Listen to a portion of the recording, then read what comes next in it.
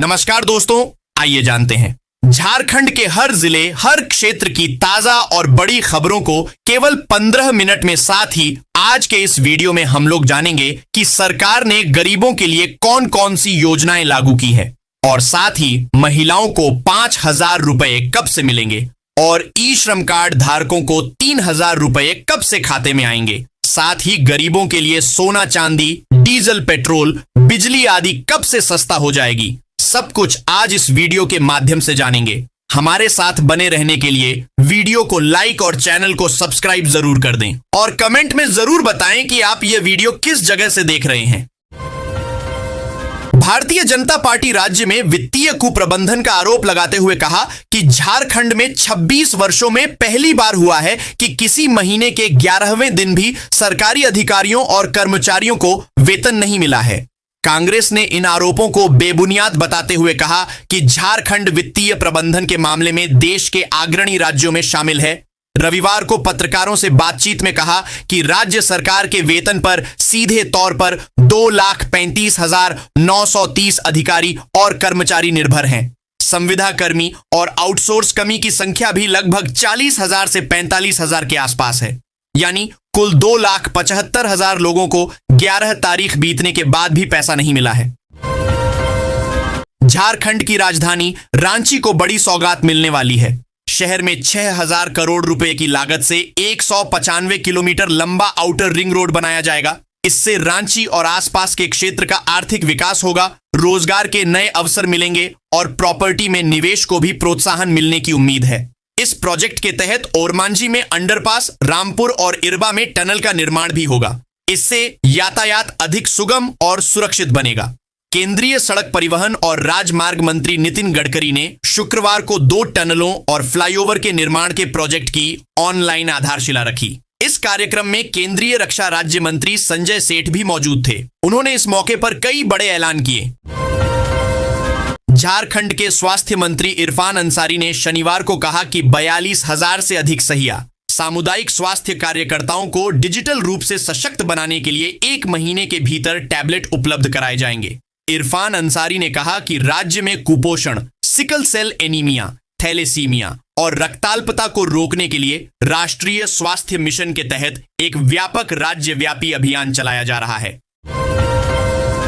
पश्चिम बंगाल विधानसभा चुनाव में सीएम ममता बनर्जी की पार्टी तृणमूल कांग्रेस को झारखंड मुक्ति मोर्चा ने सहयोग करने का फैसला लिया है। जेएमएम प्रमुख हेमंत सोरेन और विधायक कल्पना सोरेन टीएमसी प्रत्याशियों के पक्ष में कई चुनावी सभा को संबोधित करेंगी। झारखंड मुक्ति मोर्चा सांसद विजय हांसदा ने बताया कि पश्चिम बंगाल विधानसभा चुनाव में टीएमसी और जामुमो की ओर से समन्वय बनाकर चुनाव प्रचार किया जाएगा। उन्होंने कहा कि दोनों ही दल पहले से ही आपस में सहयोग और समन्वय बनाकर आम लोगों की आवाज उठाते रहे हैं। झारखंड के मुख्य निर्वाचन पदाधिकारी के रवि कुमार ने कहा है कि पदाधिकारी अपने क्षेत्रों में जाकर बीएलओ की जानकारी वाले स्टिकर लगे हैं या नहीं, इसकी भौतिक समीक्षा करें। उन्होंने कहा कि बीएलओ की ओर से वैसे घर जिनके मकान संख्या नहीं है उसे नॉशनल नंबर अवश्य दें। इसके साथ साथ बीएलओ रजिस्टर में हाउस नंबर, घरों में 18 वर्ष पूर्ण कर चुके मेंबर और उनके घर के मुखिया का नाम अवश्य अंकित रहे। मुख्य निर्वाचन पदाधिकारी शुक्रवार को निर्वाचन सदन से सभी जिलों के उप निर्वाचन पदाधिकारी के साथ ऑनलाइन माध्यम से बैठक कर रहे थे। बोकारो और हजारीबाग एसपी ऑफिस में करोड़ों की अवैध निकासी मामले की जांच वित्त विभाग की उच्च स्तरीय कमेटी करेगी। जांच कमेटी की अध्यक्षता आईएएस अधिकारी करेंगे, जबकि तकनीकी पहलुओं की जांच के लिए ईजी ऑफिस के कोई वरीय अधिकारी को कमेटी में शामिल किया जाएगा। वहीं घोटाले में आपराधिक षड्यंत्रों व कर्मियों / अधिकारियों की संलिप्तता की जांच सीआईडी करेगी। मामले की गंभीरता को देखते हुए वित्त मंत्री राधाकृष्ण किशोर ने जांच के लिए मुख्यमंत्री हेमंत सोरेन को पत्र लिखा है, जिसमें मामले की समग्र जांच कराने का प्रस्ताव दिया है। झारखंड में अगले 5 दिनों के दौरान अधिकतम तापमान में 8 डिग्री तक वृद्धि होने का पूर्वानुमान व्यक्त किया गया है। इससे राज्य के विभिन्न हिस्सों में गर्मी बढ़ेगी। दिन के दौरान धूप की तपिश तीखी होगी। ऐसे में लोगों को भीषण गर्मी का सामना करना पड़ेगा। मौसम विभाग के अनुसार राजधानी समेत राज्य के विभिन्न हिस्सों में ठंडी हवा का असर अब खत्म हो रहा है। राज्य में गर्म और शुष्क हवा के प्रवेश के साथ गर्मी बढ़ेगी। पिछले 24 घंटे के दौरान रांची समेत पूरे राज्य में आसमान साफ रहेगा। झामुमो ने भाजपा पर कोषागार से अवैध निकासी के आरोपों पर कड़ी प्रतिक्रिया दी है।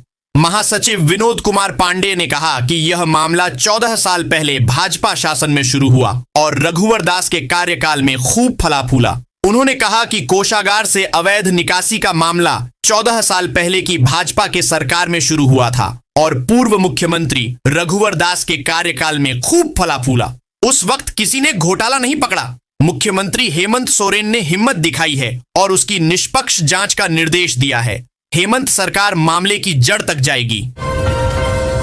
पूर्व मुख्यमंत्री और नेता प्रतिपक्ष बाबूलाल मरांडी ने कोषागारों से हुई अवैध निकासी को संगठित अपराध बताते हुए इसकी सीबीआई या न्यायिक जांच की मांग सरकार से की है। इसे लेकर उन्होंने मुख्यमंत्री को पत्र लिखा है। अपने पत्र में बाबूलाल ने कहा है कि ट्रेजरी घोटाला अब पूरे देश में गंभीर चिंता और चर्चा का विषय बन चुका है। यह चारा घोटाला की पुनरावृत्ति जैसा है, साथ ही यह एक संगठित अपराध का हिस्सा है। निर्धारित समय सीमा में सिरमटोली फ्लाईओवर सहित सभी फ्लाईओवर परियोजनाओं को पूरा करने का निर्देश देते हुए रांची उपायुक्त मंजूनाथ भजंत्री ने संबंधित एजेंसियों को कार्य में तेजी लाने को कहा है। उपायुक्त की अध्यक्षता में जिले में संचालित विभिन्न विकास परियोजनाओं से संबंधित भू अर्जन मामलों की समीक्षात्मक बैठक आयोजित की गई। बैठक में उपायुक्त ने स्पष्ट कहा कि सभी विकास परियोजनाओं को तय समय सीमा के भीतर पूरा करना सर्वोच्च प्राथमिकता है। झारखंड और केंद्र सरकार की योजनाओं के माध्यम से किसानों को आर्थिक संबल प्रदान किया जा रहा है। प्रधानमंत्री किसान सम्मान निधि के अंतर्गत पात्र किसानों को प्रतिवर्ष 6,000 रुपए की सहायता राशि 3 किस्तों में सीधे उनके बैंक खातों में भेजी जाती है। यह राशि खेती के लिए खाद, बीज और अन्य खर्चों में मददगार साबित होती है, जिससे किसानों की आय और जीवन स्तर में सुधार हो रहा है। राष्ट्रीय स्वयंसेवक संघ के अखिल भारतीय संपर्क प्रमुख रामलाल ने कहा कि संघ किसी का विरोधी नहीं है। आरएसएस का विरोध कोई भी कर सकता है, परंतु स्वयंसेवक वैसे लोगों से भी मिलते हैं जो विरोधी हैं। देश और समाज के लिए जैसा गुण चाहिए वैसे व्यक्ति का निर्माण संघ करता है। संघ इसी का कारखाना है। देश के लिए जहां चुनौती दी जाती है उसे संघ के स्वयंसेवक स्वीकार करते हैं। कश्मीर के लाल चौक पर तिरंगा फहराने की चुनौती दी गई तो संघ के स्वयंसेवक मुरली मनोहर जोशी ने जाकर तिरंगा फहराने का काम किया। उनके साथ नरेंद्र मोदी भी थे। झारखंड के सबसे प्रतिष्ठित सरकारी शिक्षण संस्थान लातेहार स्थित नेत्रहाट आवासीय विद्यालय की नियुक्ति प्रक्रिया में बदलाव किया गया है। राज्य सरकार द्वारा गठित नेत्रहाट विद्यालय शिक्षक कर्मचारी नियुक्ति एवं सेवा शर्त नियमावली 2026 के तहत अब विद्यालय प्रबंधन समिति के बजाय संवैधानिक आयोगों के माध्यम से नियुक्तियां होंगी। नई नियमावली के अनुसार प्राचार्य, उप प्राचार्य और शिक्षकों, अध्यापकों के पदों पर चयन झारखंड लोक सेवा आयोग द्वारा किया जाएगा। वहीं तृतीय श्रेणी के पदों पर नियुक्ति की जिम्मेदारी झारखंड कर्मचारी चयन आयोग को सौंपी गई है। चतुर्थ श्रेणी के सभी पदों को अब आउटसोर्सिंग के माध्यम से भरा जाएगा। बाबूलाल मरांडी ने आरोप लगाया है कि झारखंड सरकार के संरक्षण में चाईबासा में अवैध लौह अयस्क का खनन हो रहा है। मरांडी ने डीएमएफटी फंड के दुरुपयोग और प्रशासन की मिलीभगत का भी जिक्र किया। जानकारी के अनुसार प्रतिदिन 40 से 60 हाइवा आयरन ओर का अवैध परिवहन हो रहा है। मरांडी ने पूछा है कि क्या यह सब बिना प्रशासन की मिलीभगत के संभव है। नागरिक विमानन विभाग ने दुमका फ्लाइंग इंस्टीट्यूट में 30 सीटों पर प्रशिक्षण के लिए जेसीसीबी को प्रवेश परीक्षा आयोजित करने हेतु पत्र भेजा है।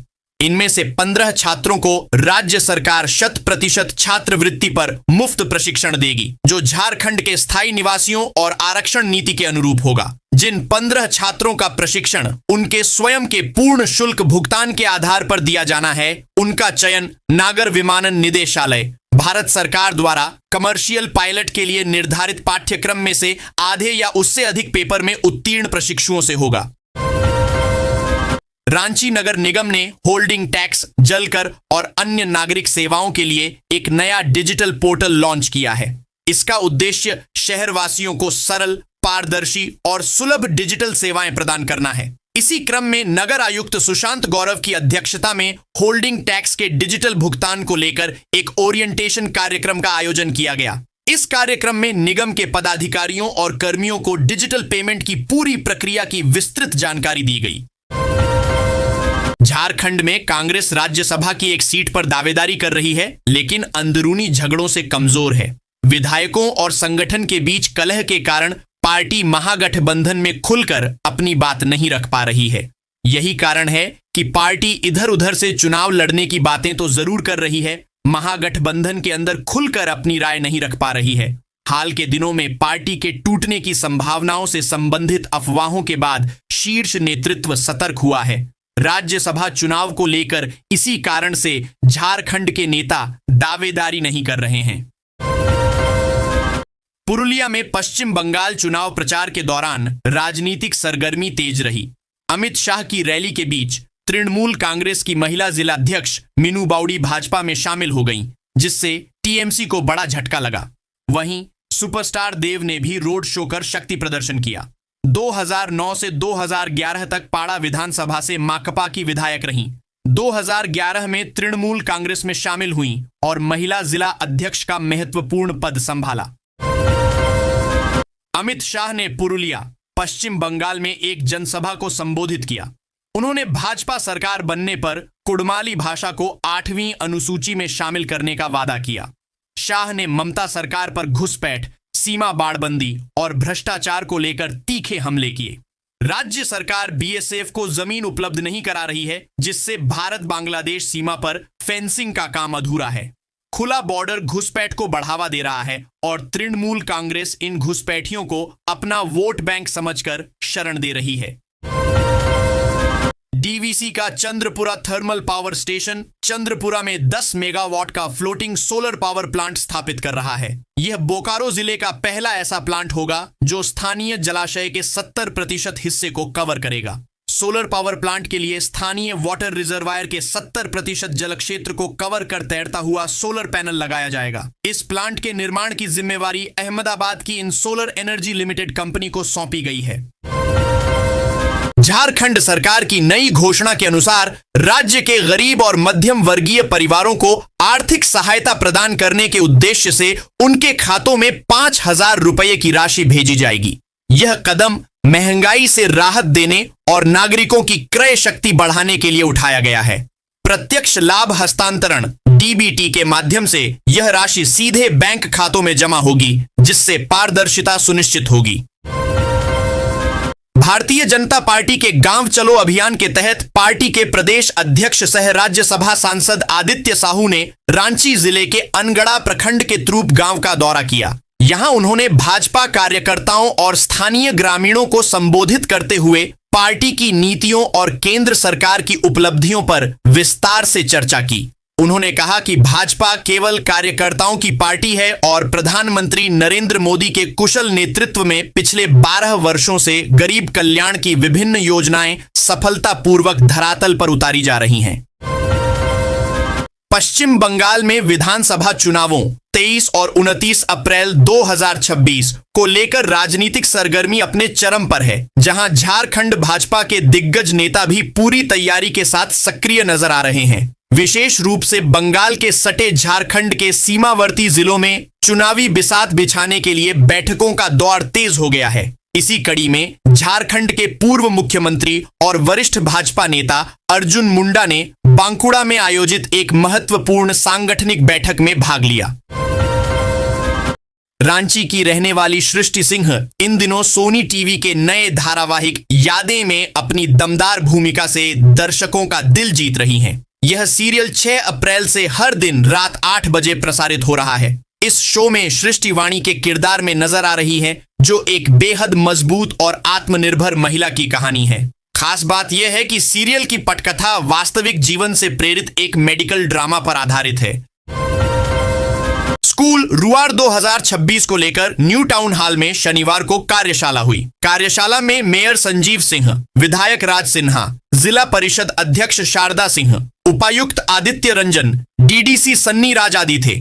इस दौरान सत्र 2026 से 27 में विद्यालयों में बच्चों के नामांकन एवं ठहराव सुनिश्चित करने पर चर्चा हुई। आंगनबाड़ी के 5 साल से अधिक उम्र के बच्चों का कक्षा 1 में तथा 5वीं कक्षा पास कर चुके बच्चों का नामांकन, निकटतम मध्य विद्यालय में कक्षा 6 एवं 8वीं पास कर चुके बच्चों का नामांकन, निकटतम माध्यमिक विद्यालय में 9वीं मम कराने, 10वीं पास बच्चों का नामांकन उच्च माध्यमिक विद्यालय में सुनिश्चित कराने को लेकर रणनीति तय की गई।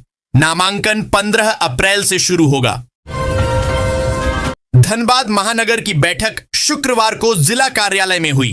अध्यक्षता महानगर अध्यक्ष श्रवण राय ने की। मुख्य रूप से सांसद ढुलू मेहतो, ग्रामीण अध्यक्ष मोहन कुंभकार व जिला महामंत्री मानस प्रसून उपस्थित रहे। सांसद श्री मेहतो ने कहा कि नरेंद्र मोदी के नेतृत्व में नारी शक्ति वंदन अधिनियम महिलाओं के सशक्तिकरण की दिशा में ऐतिहासिक कदम है। उन्होंने कहा कि भाजपा महिला सम्मान और अधिकारों के लिए प्रतिबद्ध है तथा जनहित के मुद्दों पर लगातार आवाज उठाती रहेगी।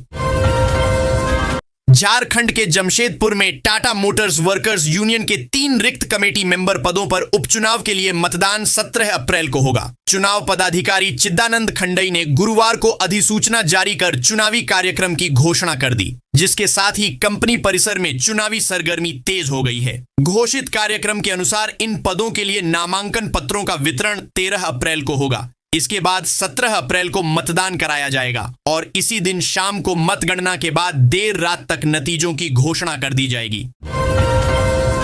अखिल भारतीय मध्य देशीय वैश्य सभा का 2 दिवसीय 46वां राष्ट्रीय अधिवेशन शनिवार को देवघर में शुरू हुआ। इसमें देश भर से पहुंचे समाज के हजारों लोगों शामिल हुए। अधिवेशन के दौरान नई राष्ट्रीय कार्यकारिणी का गठन किया गया, जिसमें मनोज मध्यदेशीय को एक बार फिर सर्वसम्मति से राष्ट्रीय अध्यक्ष चुना गया। उनके निर्विरोध चयन से कार्यकर्ताओं में उत्साह देखा गया। कार्यक्रम की शुरुआत मुख्य अतिथि सह राष्ट्रीय अध्यक्ष मनोज मध्यदेशीय ने ध्वजारोहण और दीप प्रज्वलित कर की।